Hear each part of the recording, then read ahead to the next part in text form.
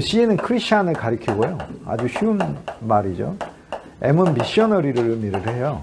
그 다음에 이런 alliance를 의미하는데, 크리스찬은 신앙인이죠. 미셔너리는 선교지에 나가 있죠. 그런데 이 CMA라는 단체가 100여 년 전에, 한 30년 전에 세워졌을 때는 선교가 이미 서양 선교사들이 세계 각국에 나가서 선교한 지 100년이 더 지난 상황이었어요. 100년이 더 지난 상황에서 우리는 이제 한국 선교사들이 세계에 한 3, 40년 전부터 나가서 선교를 했잖아요.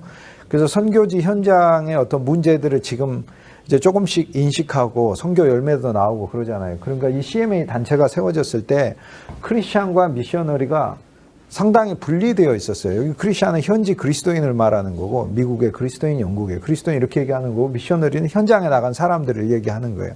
그리고 미셔너리가 현장에 나간 사람들일 뿐 아니라 현장에 나가서 세운 교회를 의미를 하는 거예요. 그래서 실은 이제 CMA, 이게 이제 정말 중요합니다. 이거 교회사에 있어서 이제 이쪽 아래 동북아 지역에 이렇게 다니다가 보면은 CMA 교회들을 많이 만나게 돼요. 그럼 CMA가 뭐냐? 거긴 다 CMA. 우리 한국에 다 장로교회잖아요. 한국에 다 감리교회잖아요. 베트남 선교 나간다, 캄보디아 선교 나간다, 뭐 그런 국가에 미얀마에 가서 선교를 한다. CMA 모르면은 그 지역 안에서 사실상의 어떤 사람들이 우리나라 와가지고 장로교회, 감리교회 모르는 거하고 똑같다. 이렇게 생각하시면 되는 거예요.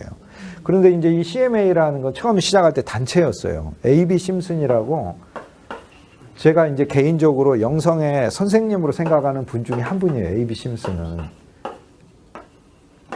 100여 년 전 분인데 진리가 아주 깊은 분이에요. 근데 이분이 이제 그 당시의 선교 현장이 그리스도의 진리가 계속 들어가니까 오늘 우리가 이제 히브리서 11장에서 본향에 대해서 이제 생각을 하는데, 본향은 새 예루살렘이잖아요. 그런데 그 본향에 대해서 생각을 할 때 결국 새 예루살렘은 세계에 확장되는 것이지 내가 죽고 나서 가는 곳으로 생각하시면 안 된다고요. 새 예루살렘은 내가 그리스도 안에서 지금 지어가는 거라고요. 그래서 하나님은 우리를 사역으로 부르시는 거라고요. 성도가 죽고 나서 그리스도를 내가 만나 천국에 가야 된다는 굉장히 이기적인 믿음이에요. 그거 하나님의 날 위해 성을 예비하고 내가 죽어서 거기 간다라고 하는 거는 이 땅 안에서 굉장히 이기적인 신앙이라고, 그게 아름다운 천국 신앙 같지만 그게 아니라고. 주님은 나를 통하여 새 예루살렘을 지금 짓기를 원하신다고요. 그 성을 지어서 내가 그 성에 최종적으로 들어가는 거기 때문에 나와 여러분의 일생 사는 동안 새 예루살렘을 짓는 일을 해야 된다고. 가정이 새 예루살렘이요, 내 인생이 새 예루살렘 보석이요, 우리들의 교회가 새 예루살렘 보석이라고요. 각종 홍보석, 녹보석, 온갖 종류의 좋은 보석으로 다 그게 바로 새 예루살렘을 짓는 거예요. 그래서 이제 A.B. 심슨이 어쨌든 그리스도의 진리가 깊게 들어가면 복음과 선교에 대한 열정을 갖게 되는데, 당시에 세계 교회가 크리스찬과 미셔너리들이 분리되어 있다는 사실을 안 거예요. 현지의 그리스도인들, 선교사들과 파송한 미국의, 영국의 그리스도인들, 유럽의 그리스도인들이 갈등이 많다는 것을 알게 된 거예요. 여러 면에서 갈등이 있잖아요. 오늘 우리들도 해외에 선교사들이 나가 있고 그 선교사들 사역과 여기에서 선교사들을 후원하는 현지 교회 간에 지금은 어느 정도 협력이 있지만 이게 좀 더 지나면은 많은 면에서 여러 면에서 갈등이 나오죠. 여기서 원하는 선교 방향이 있고 그분들이 하는 현실에서의 한계가 있고, 그래서 어쨌든 간에 이거를 협력을 하자. CMA가 크리스찬하고 미셔너리 선교사들이 얼라이언스, 협력을 하자라는 단체를 세웠는데, 이 단체는 이제 A.B. 심슨과 그의 이제 함께한 어떤 신앙 그룹이 세우고 나서 미국 안에서 굉장히 영향력 있는 이제 단체가 됐어요. 그런데 여기서 선교사들을 파송을 해요. 그런데 여기서 파송된 선교사들은 그 이전에 파송된 선교사들과 달라요. 그 이전에 파송된 선교사는 교단 선교사들, 감리교회 선교사, 침례교회 선교사, 뭐 장로교회 선교사, 이런 교단 선교사. 그런데 CMA는 사실상 처음 시작할 때는 연합 단체 같은 성격을 띠었어요. 근데 CMA가 선교사들 파송할 때 동남아에 주로 선교사를 많이 파송한 거예요. 그래서 CMA 교회들이 세워지게 됐어. 그런데 100년이 지났는데 지금 이게 교단이 돼버렸어요. 교단이. 베트남에 이제 제가 이번에 갔더니 베트남에서는 국가에서 공식으로 인정한 교회는 CMA 교회만 인정하고, 다른 교회들, 감리교, 장로교, 성결교회 어떤 교회들인지 간에 사실상 무인가예요. 중국의 삼자교회하고 같아요. 삼자교회는 중국 공산당 정부가 인정하는. 근데 왜 CMA 교회는 베트남 공산당이 인정하냐면 베트남의 공산 정권이 들어서기도 전에 100년 전에 와가지고 교회가 상당히 퍼져 있었기 때문에 그래서 인정할 수밖에 없고, 카톨릭은 역사가 거의 조금 있으면 1000년에 가까운 역사가 되니까 또 베트남이 공산국가를 하더라도 카톨릭 신앙에 굉장히 인정을 하더라고요. 그 베트남은 이제 종교에 대한 거 허가를 일일이 다 맡아야 되는데, 건물에 대해서도 종교 건물로 사용한다고 국가 허가를 맡아야 되는데 잘 안 내주고, 그래서 베트남에 많은 교회들이 있지만 가정교회들이 다수고, 실제 그 허가를 받은 교회들은 베트남 전체를 통해서도 제일 큰 시가 호치민시인데 호치민에서도 몇 교회 안 되고요. 그 다음에 교회 건물만 허가를 받는 게 아니라 교회 자체로 건물뿐 아니라 조직을 만드는 데 허가 있어야 되고, 설교자도 라이센스가 있어야 돼요. 설교하는 사람 아무나 설교를 못하고. 그러니까 이걸 국가에서 통제해서 라이센스를 주니까 교세가 쉽게 퍼지기가 어렵죠. 그럼에도 불구하고 삼자교회는 국가에서 허가를 해주고 관리하고 있었기 때문에 중국의 삼자교회처럼 이 CMA 교회도 역시 마찬가지로 베트남 안에서 중국의 삼자교회와 같은 방식으로 국가에서 허가해주고 관리하고 있어서 어느 정도 위치를 차지하고 있긴 해요. 그런데 문제는 뭐냐면 이 CMA 교회가 A.B. 심슨에 세워진 그런 그 단체에 의해서 수립된 교회임에도 불구하고 굉장히 경화되어 있어요. 예배가 생생하지를 못해요. A.B. 심슨 진리가 얼마나 높은지 몰라요. 그 CMA 목회자들 이번에 만났는데 A.B. 심슨의 후예들이잖아요. 그냥 옛날 사람 중에 한 사람으로 생각하고, 이미 교회가 오늘날의 한국 교회가 좀 비슷한 것 같아요. 감리교회가 뭐 요한 웨슬레가 전도 많이 한 사람으로 이해를 하지, 뜨겁게 전도 많이 한 사람을 이해하지, 그 실제적으로 그 안에 있던 그 그리스도의 충만이라는 거에 대하여, 그리스도의 완전이잖아요. 그리스도의 모든 면을 다 누리자는 것에 대한 깊이 있는 이해가 없잖아요. 그리스도의 거룩과 그리스도의 정결 안으로 들어가는 이게 이해가 없고, 오늘날에 예를 들어 장로교회가 많지만 그 칼빈의 신앙 아래, 말은 칼빈주의라고 하는데 그건 종교적인 것이고 지식에 불과한 것이고, 그게 우리에게 그대로 이제 보여지듯이 베트남도 이런 현상이 CMA 교회에 일어났어요. 이런 상황에서 우리 장로교, 감리교, 성결교, 순복음 이런 교회들이 가가지고 현지인들 목회도 하면서 선교도 하고 하는데 정부 허가가 없이는 아무것도 안 돼요. 그런데 이제 베트남 안에 공식적으로 국가 허락이 나와 있는 신학교는 딱 한 개뿐이고, CMA 신학교 하나고, 다른 선교사님들이 가서 세운 학교들은 정부 인가가 없는 신학교이기 때문에 사실상 그냥 무인가 학교라고 봐야 돼요. 그리고 베트남의 절대 다수 주류 민족을 대상으로 한 선교도 극히 드물고, 산이나 저 구석에 가서 10% 되는 소수 인종을 대상으로 선교하고 있더라고요. 제가 이번에 갔는데 제 아는 이제 어떤 친구 선교사님이 이런저런 이야기들을 해서 가게 됐어요. 그런데 저는 개인적인 이유 때문에 사실 가게 됐는데, 가서 봤더니 이제 하나님이 주신 또 다른 직임이 있어서 되게 감사했고, 포인트를 이야기하면은 제가 간 곳이 베트남에서 두 번째로 신학교 인가를 받은 곳이에요. 그리고 그 인가는 한국 사람이 받은 게 아니라 베트남 목사님이 받으셨더라고요. 근데 만났는데 40대 중후반 정도 되는데 아주 뜨거운 분이에요. 근데 이분은 목사님이면서 비즈니스를 하시더라고요. 근데 우리식으로 하면은 무슨 뭐 큰 학원장 같은 그런 비즈니스를 하시는 분이에요. 그래서 교육에 대한 라이센스를 시켰다는데 종교기관에 대한 라이센스를 받아가지고 거기서 신학교육을 시키는데, 여기서 얘기 듣기로는 신학교라고 얘기를 들어서 그냥 한국에 있는 선교사님들이 현지에 가면 인도네시아 신학교, 인도 가면 인도 신학교 이런 학교들이 있잖아요. 선교사님이 세운 그런 학교인 줄 알았어요. 근데 그게 아니고 현지인이 정식으로 인가받은 신학원이더라고요. 그래서 제가 이제 2박 3일 동안 특강을 4번이나 했어요. 제가 느낀 게 여러분들 제가 많이 생각이 났어요. 선교의 비전을 가진 우리 목사님부터 시작을 해가지고 여러분, 우리 전도사님도 그렇고 여러 명 내가 생각이 났어요. 기본적으로 이제 신학 과목, 성경 과목들을 가르쳐 줄 분들이 필요하다. 그래서 제가 인텐시브 코스로 한 2주 또는 한 달 정도, 제가 늘 갈 수는 없고요. 저기 인도, 오늘 밤에 인도네시아 총장들이 7명이 오잖아요. 학교당 10,000명씩 학생들이 있잖아요. 그분들 내일까지 우리 호세대학교 있으면 프로그램 해야 돼. 인도네시아 프로그램. 인도는 인도대로 2개 신학교 이미 세워져서 돌아가고 있잖아요. 근데 이제 베트남에 이번에 갔는데 많은 생각을 하게 됐어요.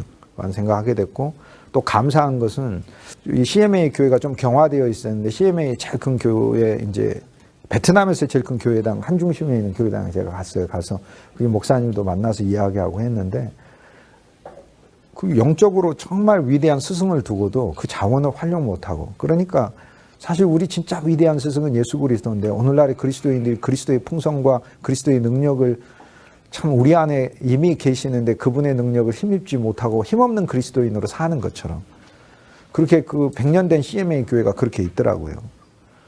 근데 거기에 앞으로 조금 그 CMA 교단은 교단대로 제가 어떤 뭐가 좀 필요할 것 같다는 생각을 제가 하고 왔고 그것과는 전혀 별개로 CMA 교회 말고 베트남 현지 목회자가 세운 거는 그냥 복음적인 교단이 그냥 복음교회다 뭐 이렇게 부를 수 있을 것 같아요. 교단이긴 한데 CMA 교단은 아니고 장로교회도 아니고 감리교회도 아니고 베트남 사람들의 복음주의 교회다 이렇게 얘기할 수 있을 거예요. 그 교회에서 이제 신학교를 정부 인가를 받아서 세웠더라고요. 본인이 베트남 사람이고 상당한 유지더라고요. 아주 고급차를 타고 다니시더라고요. 어쨌든 비즈니스로 성공했지만 하나님의 일을 하겠다고 상당히 많은 부분을 주님을 위해서 헌신하는 모습이 아름답더라고요. 그 예배를 내가 2박 3일 같이 드리는데 아주 뜨겁더라고요. 제가 영상이 있는데 제가 영상 개인적으로 보내드리도록 할게요. 특별히 말씀하셔가지고. 그래서 아마 이게 조금 배경 설명이 되셨을 거예요. 그죠? 네, 배경 설명이. 앞으로 그래서 베트남에 선교 사역하러 가실 때는 현지인과 함께하는 선교가 훨씬 더 저는 더 낫다고 생각하고요. 갔는데 어떤 선교사님 저한테 그런 얘기 하더라고요. 조심하셔야 되는 베트남 사람한테 이용당하고 막 그럴 수도 있다고 그러고. 그 제가 뭐라고 얘기했는지 아세요? 첫째, 나 이용당하러 왔다고 그랬어요. 이용당하러 왔다고. 이용하라고 마음껏. 이용해봐야 뭐 어떨 건데 그런. 바울이 빌립보서에서 뭐라고 얘기해요? 자기 배를 위하여 그리스도를 전하는 사람이 있고 그리스도를 위하여 그리스도를 전하는 사람이 있는데 이리 전하든 저리 전하든 전파되는 이는 그리스도니 나는 기뻐하고 기뻐하리라 그랬어요. 그래서 괜찮다고. 나는 내가 이용당하기 위해서 왔다고. 그분들이 나를 마음껏 이용하고 내가 속해 있는 직이나 또 내가 가진 게 얼마 없지만 그런 걸 다 이용한다면 괜찮다고 그랬어요. 창세기 50장 우리 그리스도인들은 그 서로 나쁜 결과가 생겨도 괜찮아요. 요셉이 믿었던 믿음이 뭐야? 당신들은 내게 악을 행하였으나 하나님은 이를 선으로 바꾸사. 이게 선교하러 나갔을 때 가져야 될 생각이에요. 내가 원하던 결과 안 올 수도 있고 이용당하고 뺏길 수도 있어요. 근데 우리가 히브리서 10장 이미 봤잖아.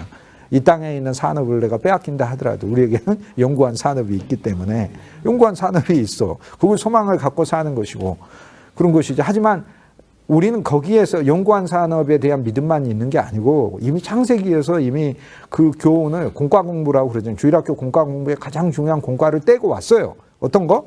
당신들은 내게 악을 행하였으나 결과가 악일 수도 있어. 그러나 하나님은 이를 선으로 바꾸사. 그게 사역의 원칙이에요. 믿음을 통해서 믿음으로잖아요. 믿음으로 21번이나 히브리서 11장 성경에서 제가 제일 좋아하는 장이거든요. 그런데 21번이나 믿음으로가 나오는 거예요. 믿음으로. 그럼 무슨 믿음이에요? 그 믿음은 하나님 바꾸신다는 믿음이고 하나님이 나에게 모든 것을 유익을 주신다는 믿음 아니에요. 그리고 뭐 이용당하면 어떤 건데. 믿음에서 절대 지지 마세요. 고집에서는 지시자고. 그러나 믿음이란 뭐예요? 그리스도를 신뢰하는 거 아니에요. 하나님을 신뢰하는 거. 근데 우리가 인간적인 어떤 그 생각과 계획으로 내가 여기서 손해 덜 봐야지. 그리고 내가 선교사 사역을 하는 데 있어서 선교사가 이득 봐야 된다는 게 무엇이 이득인데? 바울이 무엇이 자기 유익이고 무엇이 자기 이득이라고 그래? 그들이 너희가 나의 유익이고 이득이라. 영원히 거두어지는 게 이득이지. 저는 그래서 내가 거기 가서 무슨 앞으로 얼마나 가르칠지도 모르겠고 우리 동문들이 가서 많이 가르치시고 그러기를 소망하지만 그렇게 해서 학생들이 많이 가르쳐지고 무슨 급여도 없어요. 다 자기 돈 쓰면서 하는 거지 자비량이지. 그런데 그걸 통해서 그 기관이 발전돼도 아무 상관없어요. 나는 거기에서 그냥 그런 분들이 나오면 하나님의 일꾼들이 나오면 되는 거예요. 그냥 그들이 베트남 전체를 다니면서 교회 세워가지고 하나님의 교회 사역하면서 언젠가 더 성숙해지면 나 젊은 시절에 한국에서 어떤 분들이 와서 그냥 복음을 전해주고 성경 가르쳐주고 이런 일을 했구나 라고 그렇게 기억해주면 되는 거예요. 내 상이 그거지. 내가 뭔 이득을 받을 건데. 거기서 내가. 네. 이게 제 이제 개인적인 그거예요. 오늘 우리들이 어쨌든 그리스도 안에서 이제 그런 면이 좀 필요한 것 같습니다. 기도하겠습니다. 주 예수님, 감사합니다. 주 예수님의 은혜와 사랑과 복음이 우리 안에 더 충만하게 하시고 더 확장될 수 있게 하여 주옵소서. 주님의 귀한 일꾼들, 복음의 일꾼들로 주께서 만세전에 예정하셨으니 능력으로 같이 하여 주시고 각양 좋은 은사로 함께 하여 주셔서 주 예수 그리스도의 복음이 저들의 인생과 가정과 일터와 교회와 온 세계에 편만하게 퍼질 수 있도록 주님 당신이 복음의 사역자가 되어 주옵소서. 우리 일에 주님께서 모든 주관자가 되어 주시고 생명이 되어 주시고 하는 모든 일들 가운데 아름다운 소출과 열매가 그리스도를 소망하고 신뢰하는 가운데 얻어질 수 있는 우리 사역이 되게 하여 주옵소서. 우리 주 예수 그리스도 귀하신 이름으로 감사하고 축복하고 기도합니다. 아멘. 네, 히브리서 10장 지난주에 조금 미진했던 부분하고 히브리서 11장으로 저희들이 가도록 하겠습니다. 히브리서 10장에 보면은 그리스도 예수께 더 가까이 나가는 율법과 죄에 대해서 이미 딱 끝내버리고 가는 거죠. 이제 율법이 아니고 믿음인 거예요. 하나의 법칙을 따라서 내 노력이 아니라 나는 그리스도가 나와 함께 일하시고 나를 통해 일하실 것이라는 명백한 믿음 아래서 나가는 거예요. 이 복음이라고 하면서 마태, 마가, 누가, 요한을 우리에게 주셨잖아요. 그건 무엇을 의미하겠어요? 마태, 마가, 누가, 요한복음에 있는 일들을 그리스도가 우리에게 행하신다는 걸 가리키는 거고 거기에서 더 확장돼서 저기 아벨부터 시작해서 믿음의 사람들, 성경에 나오는 그 모든 믿음의 사람들의 일을 그리스도 예수께서 나를 통해 행하신다는 것을 보여주고 계시잖아요. 그러니까 우리는 성경 전체를 보면서 아브라함 이야기를 통해 하나님 나라 아브라함 만드시고 이삭의 이야기를 통해 나를 주께 바치게 하시고 또 믿음의 자손들이 나오게 하시고 영적으로든 육적으로든 나오게 하시고 그 일들을 행하신다는 사실을 그리스도가 내 안에 오셔서 영으로서 거룩한 영으로서 성령 안에 계신 그리스도께서 행하신다는 사실을 약속해 주는 게 성경이잖아요.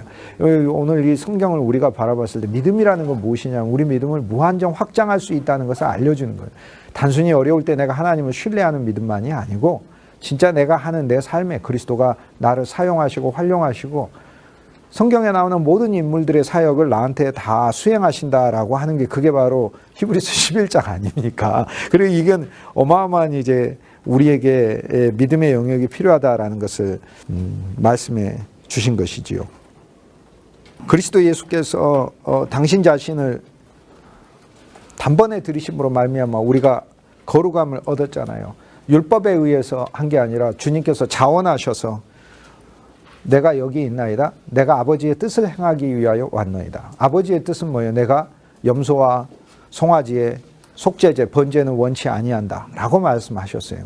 그것만 원치 아니한다 하셨어요. 아버지는 뭐라고 말했어요? 내가 아들을 원한다 이렇게 얘기하지 않았어요. 내가 그것을 원치 아니한다 했어요. 그런데 아들이 내가 여기 있나이다. 내가 아버지의 뜻을 행하기 위해서 왔나이다 라고 두 번이나 이야기하는 거죠. 오늘 우리들은 이제 그리스도 예수의 사랑 안에서 발견해야 될 주님의 메시지와 소명이 바로 이 말씀이 되어야 되는 것이지요. 하나님은 나와 여러분을 전에 예정하셔서 주의 일로 불렀지만 우리는 그리스도 예수 안에서 죄와 율법과 상관없이 오신 그리스도를 만나야 돼요. 율법과 상관없이 오신 그리스도. 전에는 우리가 엄짝달싹 할 수 없을 만큼 마치 우리 은잔이 창세기 44장에 베냐민의 그 배낭에 은잔이 발견돼 가지고 이 은잔이 발견되는 자는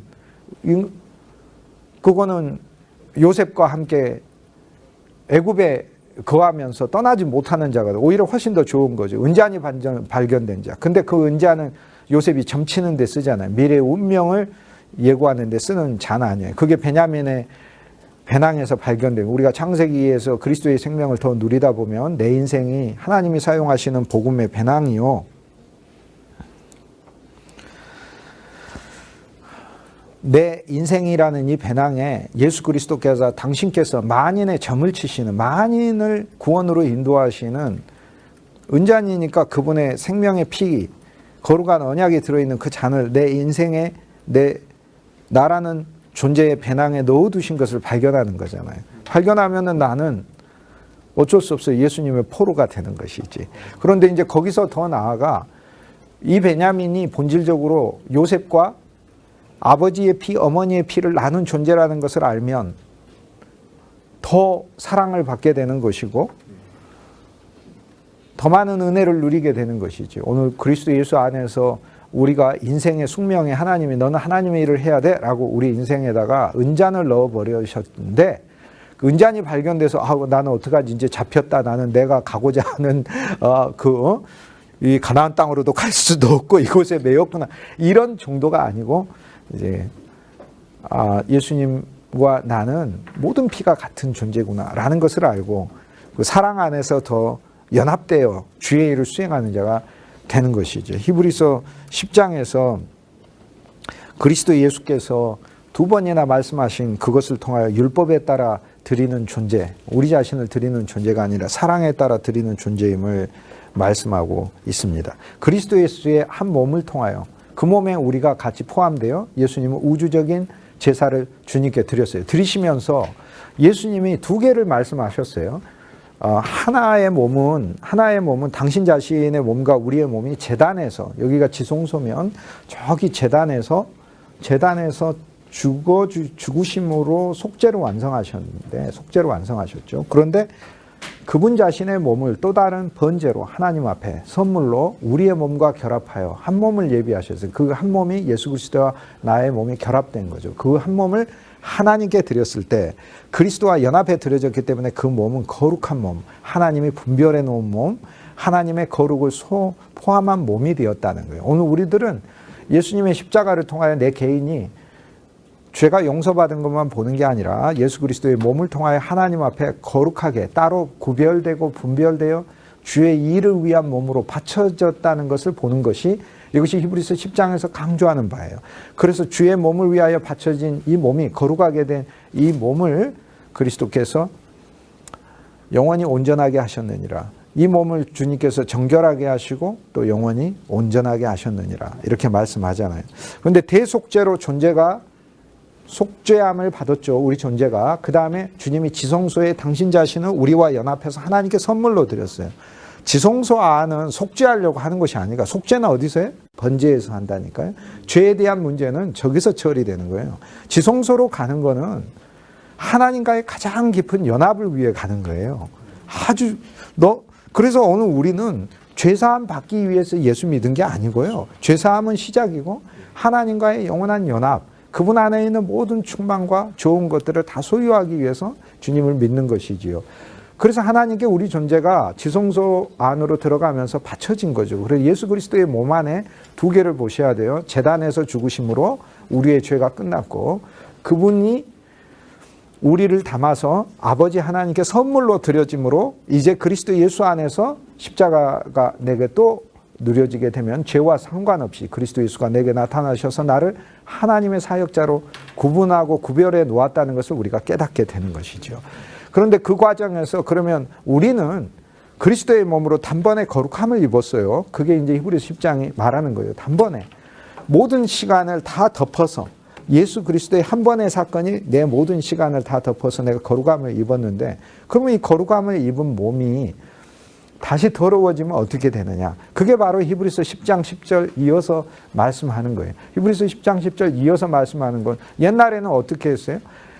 제사장들이 매일 번제를 드렸잖아요. 매일 속죄제를 드린 게 아니라 매일 번제를 드렸어요. 이게 무슨 말이에요? 이스라엘 백성들은 홍해를 건너면서 옛세상이 끝났고 어린 양이 죽음으로써 속죄함을 받았어요. 영원한 멸망으로부터. 더구나 제사장이 되면서 백성으로서 지어졌던 죄들에 대하여서도 제사장의 속죄제를 통하여 제사장이 되기에 불합리하고 허물이 있고 부족한 부분들이 하나님 앞에 용납되며 제사장이 되었어요. 그러면 예수 그리스도의 제사를 통해서 우리는 또 제사장이 되었어요. 그런데 그 제사장이 된 이스라엘 백성들이 매일 아침과 저녁에 번제를 드리죠. 매일 번제를 드립니다. 이거를 상번제, 일상의 번제니까 상번제라고 드리면서 양 한 마리를 드리고 거기에 기름도 드리고요.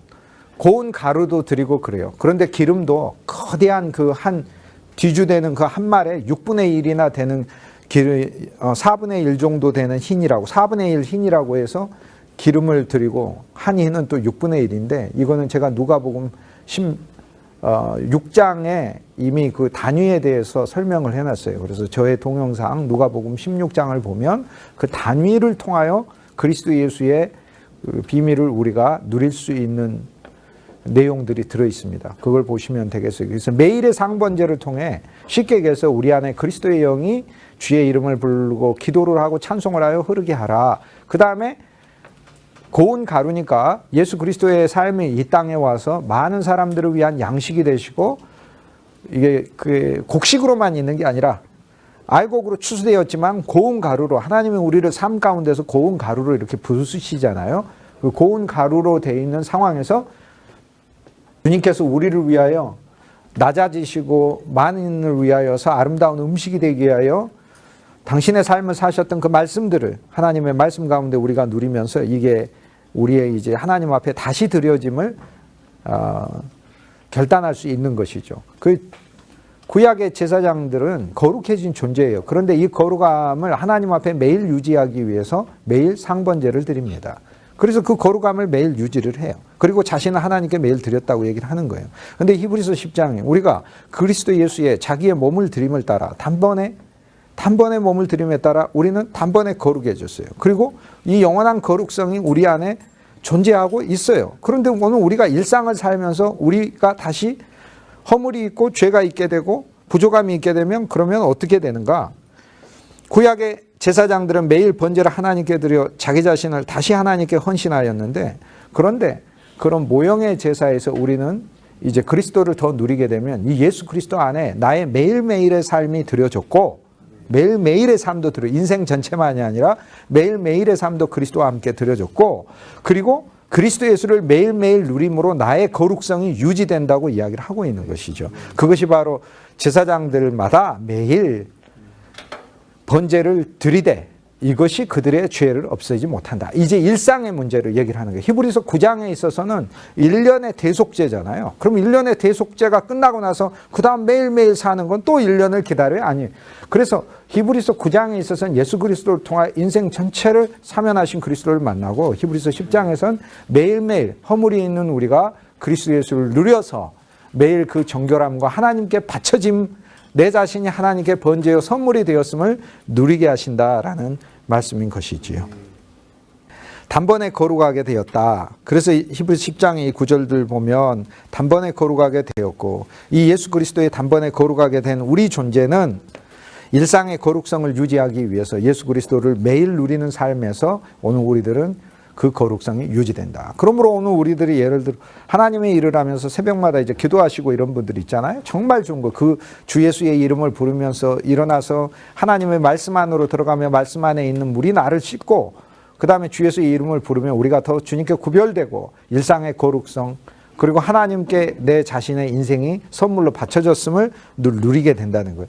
이게 바로 예수 그리스도 안에서 매일 번제를 드림인 것이죠. 그러니까 우리는 한 면에서 모형의 번제를 이제 더 이상 드릴 필요가 없고, 그리스도 예수가 그 매일 드리던 일상의 번제까지도 성취하셨기 때문에 예수 그리스도 안에서 우리는 매일매일 거룩함을, 주의 이름을 부르고 주님 안에 거함으로 얻게 되었다라고 얘기를 하는 것이에요. 이 거룩함을 일상에서 유지하기 위해 제사장들 직무까지 예수 그리스도가 다 담당하셨다는 사실을 알면 얼마나 감사해요. 그리고 한 번 영원한 제사를 드리시고 하나님 우편에 앉아 계신다라고 이야기를 합니다. 하나님 우편에 앉아 계시는데 어떻게 앉아 계시느냐. 여기서 이 앉아있다라는 이 단어는 조그만 어떤 모습이 아니라 상당히 만찬과 잔치를 누리는 모습을 가리키는 거예요. 즉 느긋하게 앉아서 기쁨으로 기다리는 것을 이야기해요. 어떨 때까지? 원수들이 발등상이 될 때까지, 예수님의 발 아래 밟힐 때까지 기다린다라는 것을 이야기해요. 자, 히브리서 10장은 모든 면에서 지성소로 들어가는 거죠. 더 깊이 우리가 하나님께 나아가자. 그 다음에 사역에서 더 나아가는 것이죠. 사랑과 선행으로 소망을 담대히 붙잡고 사랑과 선행으로 격려하고 모이기에 힘쓰자. 그 다음 환경에 있어서 더 휘장을, 제약을 뚫고 휘장이 찢겨진다 하더라도 휘장을 통과하여 그리스도 예수께 들어가는 거죠. 우리의 산업을 잃어버리고 우리가 능욕을 받고 많은 고난을 감당하고, 그런데 그리스도 예수께 들어가죠. 그런데 히브리서 10장은 이 휘장을 찢지만 이 휘장도 영광스러운 것이고요. 휘장 안에 들어가면 영광의 보좌가 있지 않습니까? 그런데 이걸 이야기를 하면서 오늘 우리들에게 쉽게 얘기해서 히브리 10장에 우린 그리스도인의 많은 고난을 발견하는데, 이 발견되는 많은 고난 가운데 오히려 우리가 소망을 가지게 되는 담대한 그 근거가 무엇인가를 말씀해 주고 있어요. 그것은 바로 주님이 우리를 거룩하게 하셨다. 그분의 소유이다. 그 다음에 그분이 온전하게 하셨다라고 얘기한, 영원히 온전하게 하셨다라고 하는 존재의 어떤 허물의 문제만이 아니라 그분의 목적과 뜻을 위해서 그분이 우리를 온전하게 하셨다라고 하는 것은, 즉 당신께서 이루고자 하시는 것을 우리 인생을 통해 반드시 이루실 것이다 라고 그분이 정해놓으셨다는 거잖아요. 그러므로 환경에서, 고난에서 오늘 우리들의 삶이 아픔을 겪는다 할지라도 우리는 온전케 된 그리스도인이기 때문에 목적을 반드시 성취할 것이라는 것을 발견하게 되죠. 거기에 엄청난 위로가 있다는 것입니다. 그뿐 아니에요. 그리스도 예수께서 하나님 우편에 앉아 계시느니라, 우리가 패배하는 것 같지만 그분이 승리하셨다는 것을 이야기하고, 그분의 승리는 오늘 우리에게 이미 주어졌다는 것을 이야기하고, 그분도 기다리신다고 말씀하셨고 오늘 우리도 인내함으로 나아간다고 얘기하는데, 오늘 우리의 인내는 우리가 승리할까 말까 하는 조급함의 인내가 아니고 그분도 이미 승리하셔서 보좌에 앉아 계심으로 자기의 원수들이 발등상이 될 때까지 어떻게 하신다는가? 우리를 통하여 그리스도의 승리를 표현하시고 그분께서 반드시 계시하신다고 약속하고 계시잖아요. 그러는 과정에 주님이 기다리신다고 얘기하니까 오늘 우리들이 인내하는 그 과정은 승리하는 과정이 되는 것이죠. 그리스도와 함께 걸어가면서 승리하는 과정이 된다. 결국 육신의 휘장을 통과하여 우리가 생활해야 되는 것이 히브리서 10장에서 보여지지만, 일상에서 겪게 되는 모든 부정과 모든 허물도 그리스도가 지셨다라고 얘기를 하고, 이 거룩성을 유지하는 방법으로는 구약의 제사장들이 매일 번제를 드렸던 것처럼 모형으로 드리지 말고, 모형은 뭐예요? 모형이 뭘까요? 모형은 우리죠. 아담은 오실자의 모형이니까. 모형은 우리인 거예요. 그러니까 우리로 드리지 말고, 우리로 드린다는 이야기는 무슨 얘기예요? 자기 자신 안에서 빠져 있지 말고 우리 안에 그리스도로, 우리 안에 그리스도로 우리 자신을 드리는 거죠. 오늘 우리를 그리스도의 몸으로 드리는 것이죠. 그럼 너희 몸을 하나님께 병기로 드리라, 하나님의 도구로 드리라 라고 했으니, 오늘 우리는 우리 자신 안에 빠져서 내 자신의 어떠함으로 하나님 앞에 제물로 드리려고 하지 말고 예수 그리스도와 연합되어 그분의 몸이 되었음을 알고, 더 이상 육체에 머물러 있는 게 아니라 그분의 몸이 되었음을 알고 하나님께 매일 상번제를, 진짜 참 상번제인 예수 그리스도를 누림으로 나 자신을 하나님께 드리는 것이 되는 것이죠. 그러니까 나를 나로 드리는 게 아니라 나를 그리스도의 몸으로서 주님께 매일 주님을 누려서 드리는 이 진리를 발견할 필요가 있는 거죠. 그래서 매일 그리스도 예수 안에서 주님을 누리고 주님을 알게 되는 것은, 우리가 일상의 매일매일의 삶에서 우리 주 예수 그리스도를 누리게 됨으로써 우리는 좀 더 하나님의 일꾼으로 더 받쳐지게 된다라는 말씀이, 그게 히브리서 9장에서 제사장들이 일상의 상번제를 드리는 것을 이야기합니다.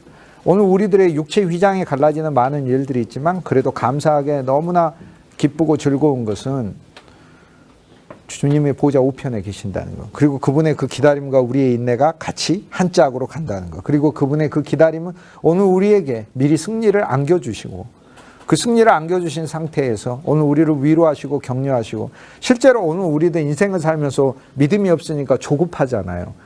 사실 우리가 어떻게 보면은 제일 어이없는 장면이 뭐냐면, 바람과 파도와 풍랑이 있는 갈릴리 호숫가에서 배가 막 흔들거릴 때 제자들의 조급함과 걱정과 거기에 누워 계시는 예수 그리스도, 그 장면을 보면 진짜 어이없는 거는 예수님이 탔는데도 바람과 파도와 풍랑이 예수님의 배를 공격한다는 것이고, 더 어이없는 건 예수님이 타고 계신데도 제자들이 염려한다는 거 아니겠어요? 사실 예수님은 단순히 능력 있는 분이 아니라 만물을 만드신 분이잖아요. 그 만물을 만드신 분에게 바람과 파도와 이런 그거는 아무것도 아니지요. 그러면은 제자들이 놀랬잖아요. 예수님께서 바람아 파도야 멈추고 잠잠하라 라고 명령하셔서 그걸 잠잠하게 됐어요. 그런데 제자들이 우와 그거 놀랬다는 것 자체가 예수님을 굉장히 아주 무시하고 있다는 얘기와 같아요. 그거는 놀랄 거리도 아닌 거예요.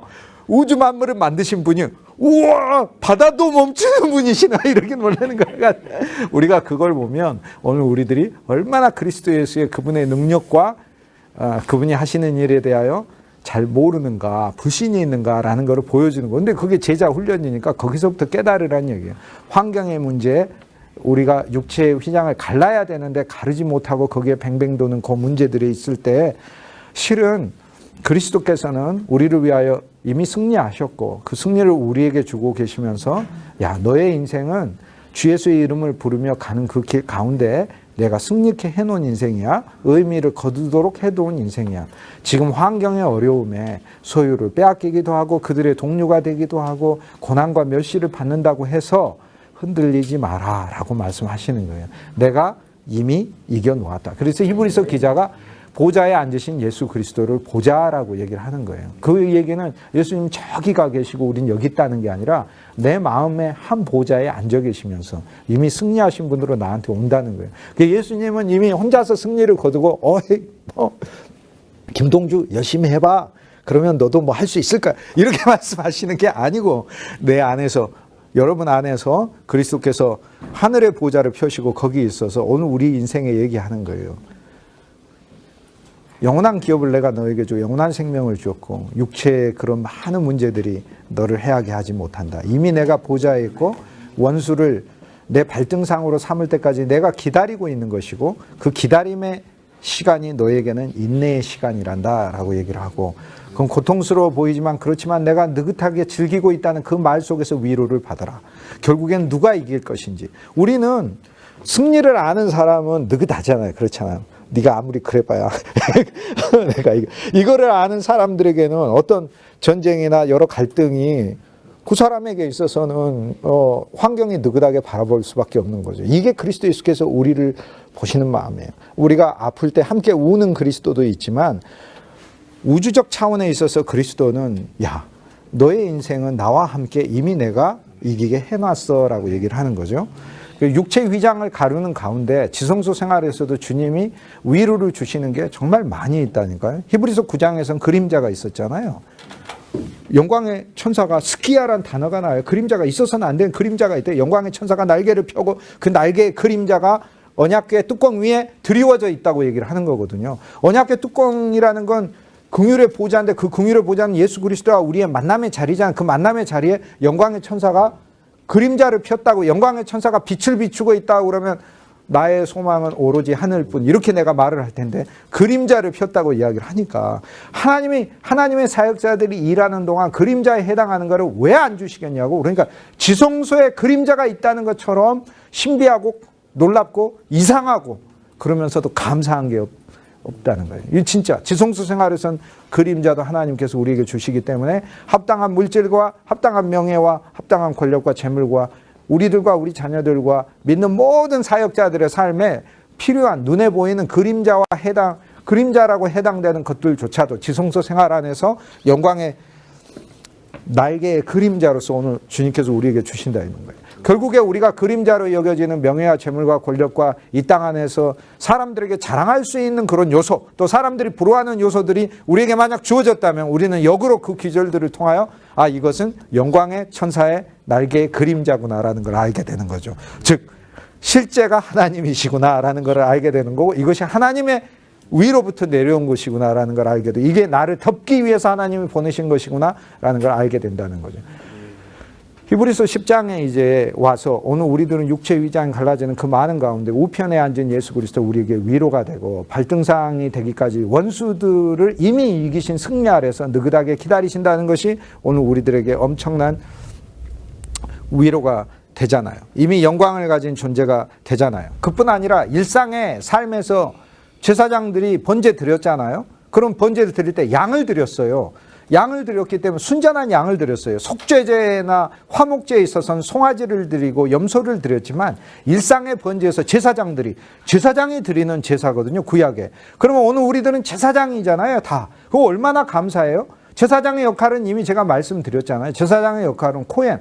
하나님과 사람을 연결시키잖아요. 오늘 우리들이 가는 곳마다 하나님과 사람이 연결되니 얼마나 감사해요. 내가 가는 곳에 하나님과 사람이 분리되는 게 아니고 내가 가면 하나님과 사람이 연결되고 내가 가면 사람들에게 하나님을 연결시켜 줄 수 있으니 얼마나 감사해요. 또 나의 기도와 찬송으로 말씀으로 사람들을 하나님께 데려갈 수 있으니 얼마나 감사해요. 그 제사장은 하나님을 사람들에게 전달해 주고 사람을 하나님께 끌고 가는 자들이고 사람들의 죄를 하나님께 가져가서 그리스도를 통해 속죄받게 하는 거고 하나님 안에 있는 모든 풍성과 축복을 예수 그리스도를 통하여 사람들에게 전달해 주는 게 제사장의 역할이니까 하나님은 우리 모두를 사실 제사장으로 쓰인 거죠. 오늘날 우리들의 신앙이 하나님의 백성이고 하나님의 자녀이고 하나님 백성으로 하나님 통치 아래 있고 하나님 자녀로서 하나님 돌보시고 우리의 정체성을 아는 게 진짜 좋은데, 그리고 정말 그리스도의 충만이고 하나님 안에 있는 모든 좋은 신성과 빛과 의와 거룩과 그분의 지혜와 영원과 생명에 참여하는 존재가 된 이 놀라운 하나님의 선물을 받게 된 상속자가 된 것도 감사한데, 더 우리가 알아야 될 것은 적어도 우리가 시간 안에 살면서 우리에게 있는 진짜 좋은 역할을 하나님이 우리를 제사장으로 불렀다는 사실 아닙니까? 제사장으로. 오늘 우리들을 통하여 하나님께서 재물을 마련하시고 그리스도라는 재물을 마련하시고, 어떨 때는 내가 실은 사람들과 함께 예수 그리스도라는 송아지를 함께 나눠 먹는 화목제도 누리게 하시고, 또 예수 그리스도의 속죄제를 증거하게도 하시고, 그리스도의 영을 사람들에게 주면서 비둘기의 제사도 드릴 수 있게 하고, 예수 그리스도 안에서 어쨌든 하나님이 나를 제사장으로 사용하신다는 것에 대한 명백한 인식이 있는 게 너무 감사한데, 이 제사장이 매일 드리는 번제라는 것은 진짜로 귀하고 놀라운 것이었다는 거죠. 구약의 제사장들은 제사장으로 선택된 이후에 매일 자기 자신들이 하나님 앞에 거룩한 존재로 바쳐지기 위하여 매일 양을 제물로 드렸다니까요. 그래서 일상에서 자기 마음과 몸에서 자기 육체에서 바깥에서 생겨나는 허물과 부정이 매일 드리는 일상의 번제를 통하여 하나님 앞에 새로운 존재로 또 갱신되고 또 갱신되고 또 갱신되고 또 갱신돼. 근데 갱신이기 때문에 시효가 끝났다는 거잖아요. 갱신이라는 말은 시효가 끝나고 다시 연장됐다는 것이지, 시효가 끝나지 않는 건 계속 가는 것을 얘기하잖아요. 그런데 히브리서 10장에서 우리 주 예수 그리스도는 매일 갱신되는 그런 제사가 아니라 한 번 드려짐으로 오늘 우리 매일 일상의 삶조차도 제사장으로서 하나님 앞에 드려졌다는 것이죠. 그럼 오늘 우리가 제사장 사역을 수행하면서 우리의 육체의 휘장이 갈라지는 많은 고난 가운데 우리가 지낸다 할지라도 그리스도께서 매일의 일상의 제사를 드리는 그 제사장들의 제사를 성취했으니 내 개인이 나의 노력과 나의 의지로서 하나님의 제사장직을 매일 수행하면서 나 자신 하나님 앞에 또 새롭게 해야 하는 내 자신의 인간적인 수단과 방법이 더 이상 필요하지 않는 존재가 되었다라고 얘기를 하지 않습니까? 그럼 얼마나 감사해요. 그러므로 매일 그리스도 예수께서 나의 어린 양이 되셔서 주님과 함께 연합되어 내 존재가 드려진다는 것 자체가 오늘 우리들의 육체에 연관된 삶이 이러하든 저러하든 상관없이 우리에게 큰 위로를 주는 삶이다라는 거죠. 그럼 오늘 우리들의 삶에 많은 어려움과 고난이 있으면 그냥 하나님께 드려버리면 되는 거죠. 어린 양이신 예수 그리스도를 통하여 그냥 드리면 되는 거죠.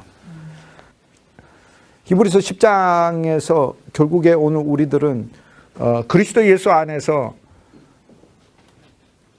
육체의 지성소로 육체의 휘장을 뚫고 지성소로 가는 그 방법들에 대해 실은 주님께서 오늘 우리들이 그분의 교제, 그분과 우리의 교제 안으로 더 깊게 초대하시는 것을 알 수 있지만은 전체적인 말씀을 통하여서는 오늘 우리들에게 주님이 주시는 놀라운 그 위로가, 그리고 승리의 약속이 이미 곳곳에 배치되어 주어져 있다라는 것을 보여줘요. 그러니까 담대함으로 나아가고 우리의 이 땅 안에서의 이 세상의 소유를 잃어버려도 담대함으로 사역하라고 얘기를 하는 것이죠.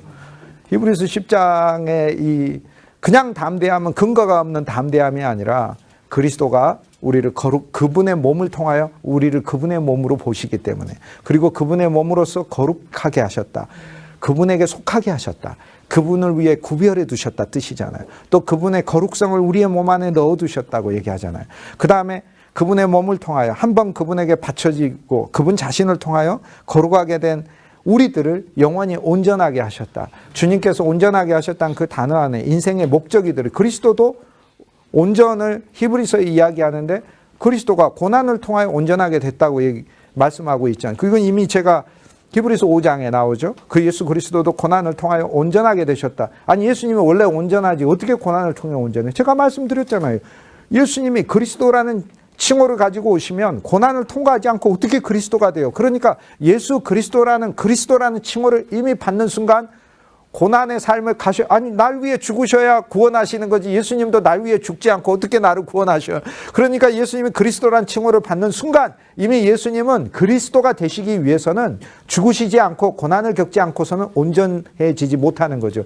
그 칭호의 온전이 없는 거죠. 즉 그리스도라는 분이 되셔야 된다는 그 온전함에 예수님은 고난 없이 이루지를 못한다는 것이고, 오늘 우리들도 인생을 살면서 예수 그리스도의 길을 걷기 때문에 하나님의 사역에 주님께서 우리의 고난을 통하여 우리를 온전하게 하시는 거죠. 거룩하게 된 자들을 영원히 온전하게 하셨다. 주님 그 온전하게 하심 속에 주님의 뜻의 성취까지 우리는 사실 볼 필요가 있습니다. 히브리서 10장에서 어쨌든 그리스도 예수와 이 깊은 우리의 몸이 드려짐에 있어서 장애가 되는 두 가지 요소, 율법과 죄. 이거는 뭐 깊게 계속 이야기할 사안은 아닌데 1738년 5월 24일 요한 웨슬레가 8시 45분에 루터의 로마서 주석 서문을 모라비안 교도들이 읽고 있을 때 그걸 듣다가 깨달아진 게 있는데, 그게 뭐냐면 그리스도 예수께서 나를 율법과 죄에서 자유롭게 했다는 걸 깨달았어요. 율법과 죄에서요. 그 일기에 명확하게 두 개에서 나를 자유롭게 했다는 걸 깨달아. 그 다음에 하나님께서 그리스도를 통하여 내 안에서 일하신다는 것을 깨달았다. 실은 이 세 가지 깨달음이 그로 하여금 마음속에 엄청난 기쁨을 주었던 거예요. 그래서 이 세 가지를 명확하게 알면 그게 요한 웨슬레의 제자인 거예요. 나를 율법에서. 이제는 나를 얽어매던 어떤 그런 법칙이 하나님의 사랑이 나를 메고 하나님의 은혜가 나를 메고 있고 그분의 생명이 내 안에서 역사하고 있고 이렇게 그 존재가 된 거예요. 이제는 율법 안에 들어있는 내가 성취해야 될 기준이나 이루지 못했을 때의 저주 이런 차원조차도 그리스도 안에서 끝난 거예요. 나라는 존재는 영원히 온전케 하신 존재인 거예요. 하나님의 뜻 안에 이미 들어가 있는 존재인 거예요. 그런데 그 다음 죄는 뭐예요? 근데 죄도 그리스도가 구원했다고 하잖아요. 지금 계속 히브리서 7장, 8장, 9장, 10장 오면서 계속해서 이야기를 하고 있잖아요. 더 이상 죄를 위하여 제사 드릴 것이 없느니라. 그러니까 우리 안에서 내가 이 자기의 죄인됨에도 매일 뿐 아니라 죄에도 매여가지고 뱅뱅뱅뱅 돌면서 그리스도께 더 나아가지 못하고 있는 그 삶에서 지금 당장 확 쳐버리고 그리스도를 위해서 그리스도를 찬송하면서 그냥 나가면 되는 거예요. 주님이 원하는 게 그거인 거지. 예수님이 삭개오를 만나가지고 내가 오늘 밤 네 집에 유하였겠다 하고 집에 들어가서 그랬더니 삭개오가 예수님 붙들고 저는 죄인입니다. 그래서 주님이 그래 알아. 네가 죄인이가 내가 모르냐 알지. 하지만 새 마음과 새 믿음으로 네 길을 가도록 해라. 그런데 밤새 울고 그 다음날도 또 제가 죄인입니다. 그러면 예수님 떠나려고 하는데 예수님 아직 제가 죄를 다 고백 못했습니다. 그래 야 네 인생이 40년이면 40년 내가 들어야 네 죄를 다 듣는 거지. 내가 다른 곳에도 야 그냥 끝내고 오늘부터 너는 새로운 제자로 사는 거야. 매일 그리스도 안에서 죽노라 라는 이 믿음 안에서 매일 그리스도 안에 새로 살아나서 그렇게 가야 하는 거예요. 히브리서 10장에서 그런데 그 갈 때 분명히 놀라운 신비잖아요. 많은 그리스도인들이 예수님이 행하신 일이 너무 놀랍게 설명되는데 안 믿어지는 거예요. 더 이상 죄를 위하여 제사 드릴 것이 없느니라. 죄의 주변을 제거하고 죄 자체만이 아니라 암이 있으면 암 주변까지 제거하듯이 죄가 있으면 죄 주변까지 제거를 해버리셨대. 그리고 나를 죄에서 멀리 떨어뜨려 놓으셨고 분명히 난 죄가 있는 것 같고 죄인이 근데 하나님이 나라는 존재를 그리스도 예수 안에 이 놀라운 존재로 보고 계시고 그렇게 만드셨다는 영원 차원에서의 내 존재가 그렇게 되었다는 선물을 지금 시간에 나에게 베풀고 계시는데 오늘 우리들의 믿음이 너무 연약하여서 예수님 제자들처럼 바람과 파도가 그냥 잠잠해진 거 보고 우와 놀랍다 막 이렇게 얘기하니 예수님을 조롱하는 거죠. 아니 세계적인 축구 선수가 막 드리블을 하니까 우와 인간이라면 할 수 있는 기술인가 저런 거하고 똑같은 거 아니에요. 그건 동네 조기축구 아저씨도 할 수 있는 것이지.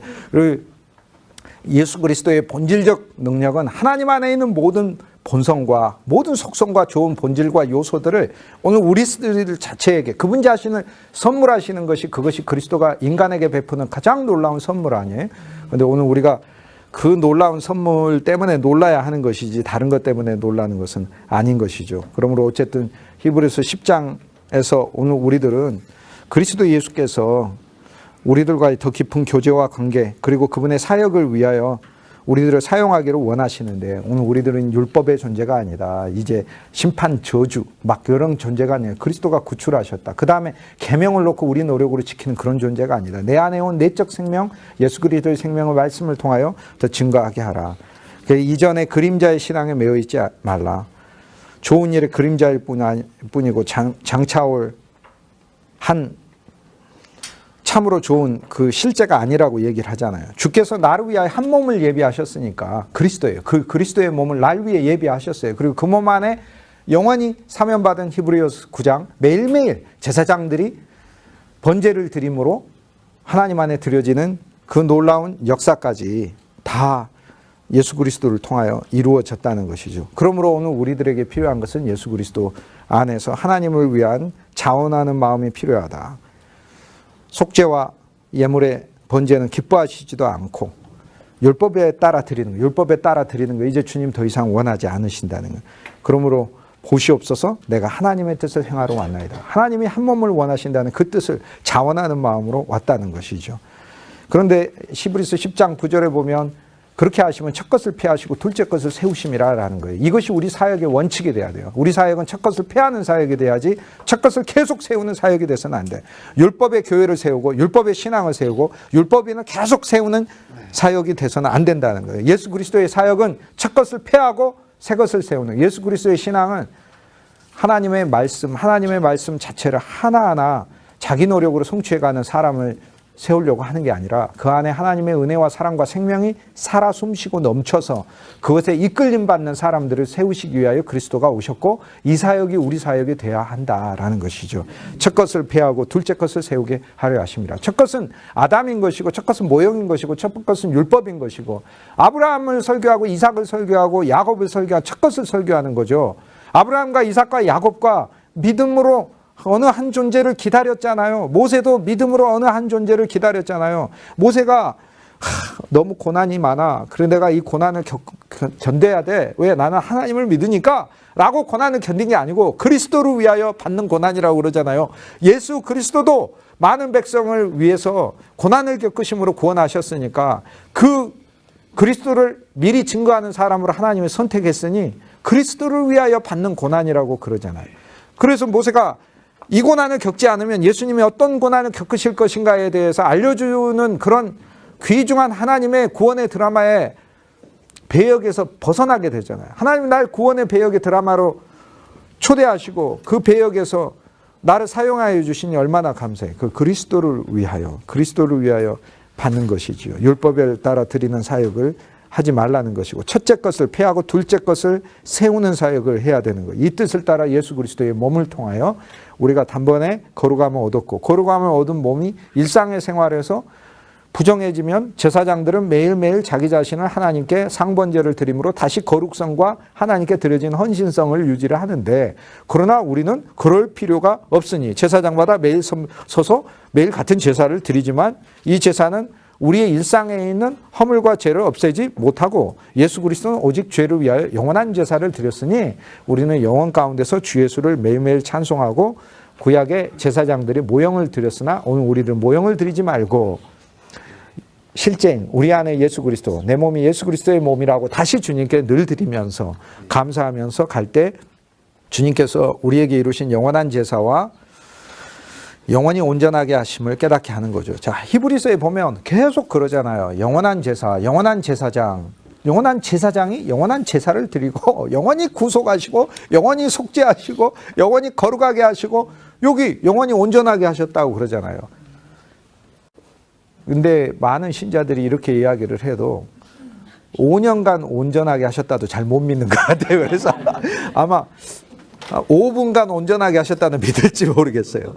5분간 거룩하게 하셨다는 믿을지 그렇게 하면 또 다시 뭘 보는 거예요? 내 안에 그리스도를 안 보고 뭘 보는 거예요? 모형을 보죠. 모형을 보죠. 나를 보지. 나 자신을 보면 뭐가 보여요? 의인이 보여요? 죄인이 보여요? 죄인이 보이지. 율법을 보면 뭐가 보여요? 죄인이 보이지. 왜? 내가 율법을 다 지켰나?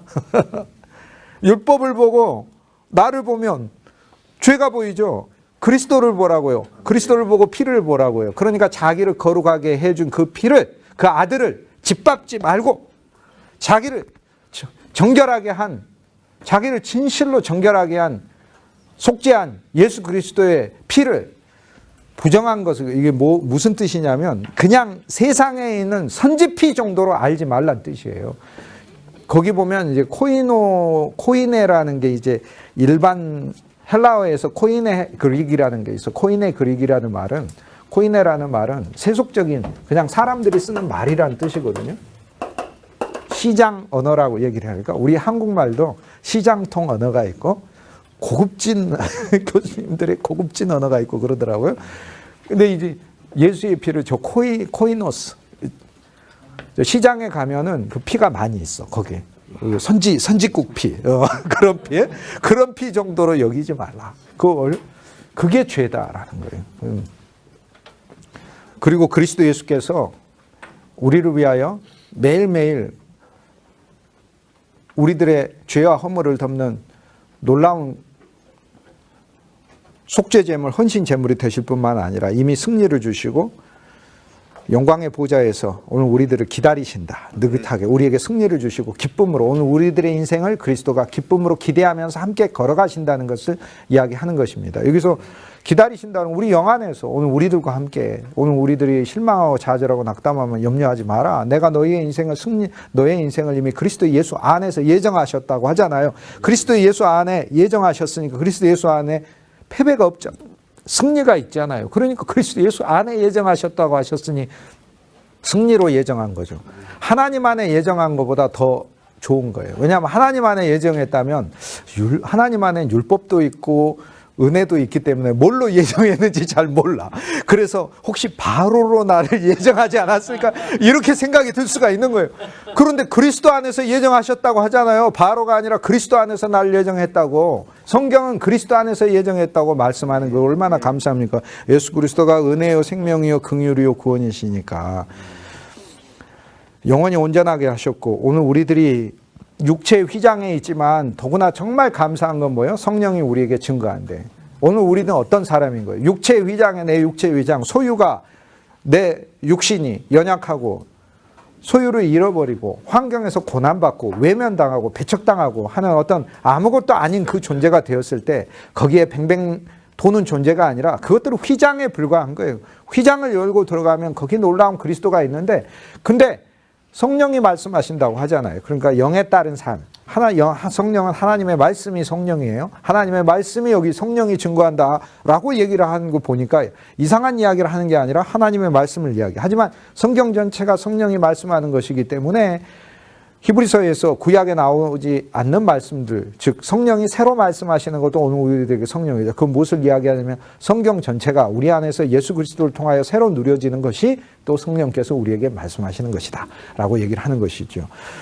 그리고 우리에게는 육체의 반대인 성령이 또 우리에게 있어요. 그래서 육체의 휘장에 대하여 오늘 우리들의 무기가 또 있는 것이죠. 그 예수 그리스도의 성령이 오늘 우리에게 증언하고 있는 거죠. 그런데 그 내용이 뭐예요? 내가 맺을 언약이 있다. 내가 너한테 인생에 뒤집어 씌우는 언약에는 얼마나 감사해. 그런데 이것은 내가 사역하는 것이고 내가 쓰는 것이다. 그런데 이게 이제 조금 깊게 이야기를 하면 히브리서 8장에 있어서는 생각에다가 넣어두고 마음에다가 쓴다고 이렇게 말씀하셨어요. 생각에다가는 넣어두고 그러니까 히브리서 8장에서 첫 언약에 있어서는 우리가 생각에다 자꾸 넣어둬야 돼. 그러면 마음에 써지거든요. 그런데 히브리서 10장에 오니까 이제 훨씬 더 전진했어. 생각에 넣어두는 게 아니라 생각에 쓰여져 버렸어요. 생각에 넣어둔 것과 생각에 쓰여진 것은 이건 다른 거예요. 생각에 넣어져 있으니까 넣어진 거는 빼면 돼버려요. 그런데 생각에 쓰여져 버리면은 우리 생각은 그거밖에 기록이 안 돼가지고 그것만 나와요. 당신의 생각을 말해보시오 그러면 우리가 찾아서 넣어진 것 중에 찾아서 말을 하지만 생각에 써져 버렸으니까 당신의 생각을 말해보시오 하면 그리스도밖에 안 나오게 이렇게 되어 있는 거예요. 그래서 히브리서 10장은 훨씬 더 진리에서 전진해서 이게 굉장히 진짜 세밀합니다. 여러분 하나님의 말씀을 누릴 때 정말 세밀하게 누려. 이게 진리 안에서 전진하게 되면 히브리서 8장에서 새 언약은 생각에 넣어두고 마음에 써두는데 여기는 생각에 써버리고 이제 마음에 넣어져 있어요. 우리 안에는 아예 넣어져 있다고요. 그래서 앞에도 쓰여지고 넣어지고 여기도 쓰여지고 넣어지고 양쪽 다 넣어지고 쓰여지고 넣어지고 쓰여지고 넣어지고 쓰여지고 넣어지고 쓰여지고 이렇게 새 언약이라는 거예요. 오늘 우리들은 그러므로 육체 위장에 있지만 하나님의 진리에 얼마나 더 깊이 들어갈 수 있느냐가 오히려 거꾸로 히브리서 기자가 오늘 우리들에게 말하는 바고, 하나님이 얼마나 우리를 통해 일하시는가도 알려주는 거고, 우리 마음에 쓰여준다는 게 뭐겠어요? 그리스도의 이름을 쓰셔요. 그분의 것이라고, 그분의 이름을 쓰신다. 그분의 새 언약이라고 하셨으니, 새로운 언약은 뭐예요? 그분의 몸이고 그분의 피고 그러지 않아요. 그분 존재를 가리키는 거예요. 얼마나 감사해. 이걸 써주신다라고 얘기하는 거예요. 오늘 우리는 외적인 것과 관계없이 우리 안에 예수 그리스도가 써주심이 있고 우리 안에 그리스도께서 기록해 주신 바가 있어요. 이것을 따라서 사역하는 거라는 거예요. 그러니까 사람들이 우리한테 뭐라고 하는 거예요? 너무 연연해가지고 열이 휘둘리고 저리 휘둘리는 것도 육체 위장을 통과하지 못한 사람이에요.